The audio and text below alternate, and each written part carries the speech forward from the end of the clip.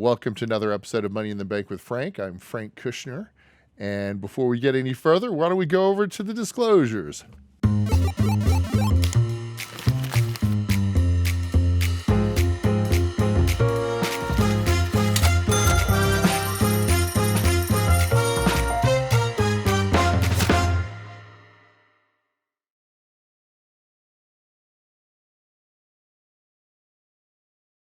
So we have, I had this great conversation with a client a couple of days ago. He was a former C-level financial executive at a huge insurance company. So he knows a thing or two about financial services in the markets, and clearly, much more than the average Joe. And he gave me a couple of things to think about, of which, of course, I said, hey, why don't you come on the show and talk about it? And he said, no, but I will teach you to fish. And he said that there were some things that he wanted me to talk about and think about. And I am not totally done with it, but I thought it'd be fun to share kind of where I'm at now. And the first of these, Sohail, if you'll help me out with some of the answers to these questions. But what is the one thing that we export the most here in the federal government in the United States?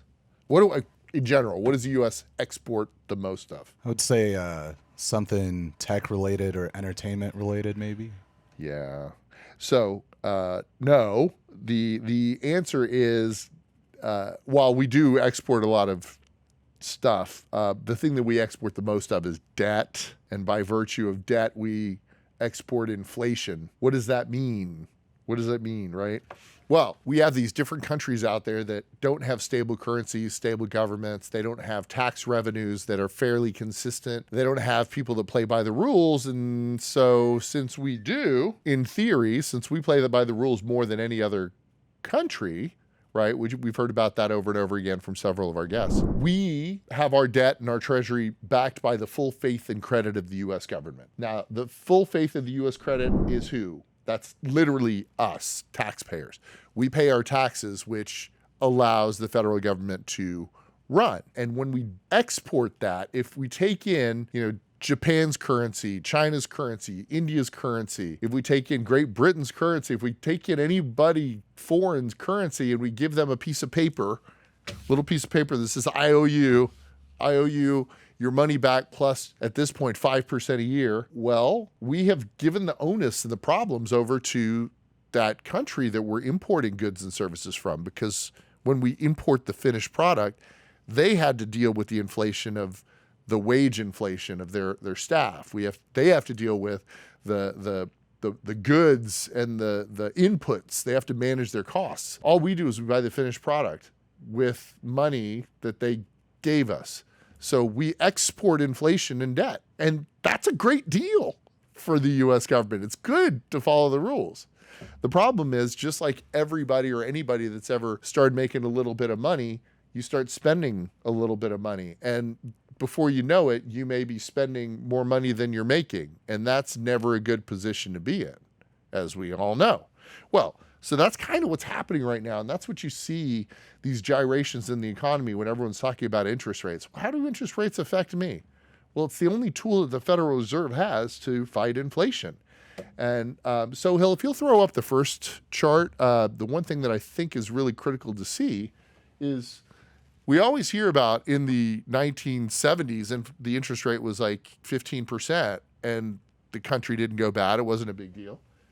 Let's take a look at basically 1981. We had interest rates sitting at 15%. Now, if you pull up the second chart, so back then, so in 1981, we had just shy of 1 trillion. It was like 997 million. So why don't we just go ahead, or billion, why don't we go ahead and say $1 trillion is the number we're working with, and then throw up the other one just for a second. And this is all data that I got from the U.S. government, right on the web. So right now, we're sitting on 30.9 trillion. That's a lot different, right? It's a big, big difference. So yeah, we could pay 15%. That was when our GDP was 3.2 trillion, 1.5%. They can manage that. That's no big deal. Now we have 31.9 trillion. That makes at 5% our debt service is 1.5 trillion. At 7%, it's 2.23 trillion. Now in raw numbers, if you were an individual, in 1981, even at 15%, that was more or less 1.5% of GDP, or 1.5% of your earnings went to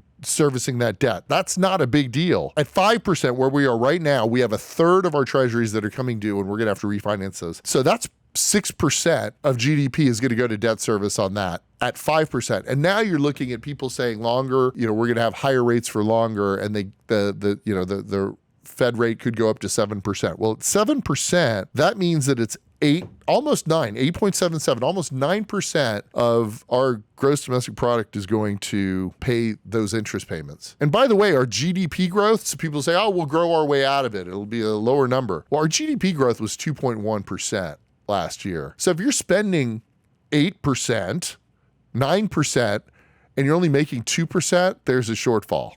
That's a problem. So that is the problem that we're having. That's the thing that we're talking about right now when it comes to the Federal Reserve and the Treasury and interest rates. Now, here's the problem with that.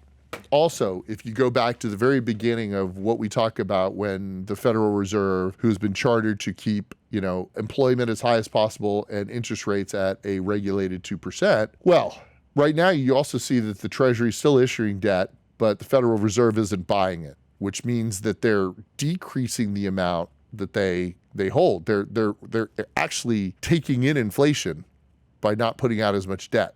So they're importing inflation now. If you import inflation, you have wages that are going to go up as you're importing the services that we're having to provide. If you look at the unions, the auto unions that just are set to approve. You have the writers that are agreeing in process for their higher wages. If you have that many wages going up that much, they're going to be able to pay more for stuff. They just got a windfall to them, and they're going to buy stuff, which is going to create more inflation. And by virtue of that, companies are going to have to lay people off. And that is the textbook definition of stagflation. That is where we are right now in this debt crisis, if you will. And I just thought that was really important to point that out. This is still a work in progress, obviously, but it is a pretty big deal, and I am not thrilled to see it. Now, I know that was a short episode of Money in the Bank with Frank, but that's all I got for now.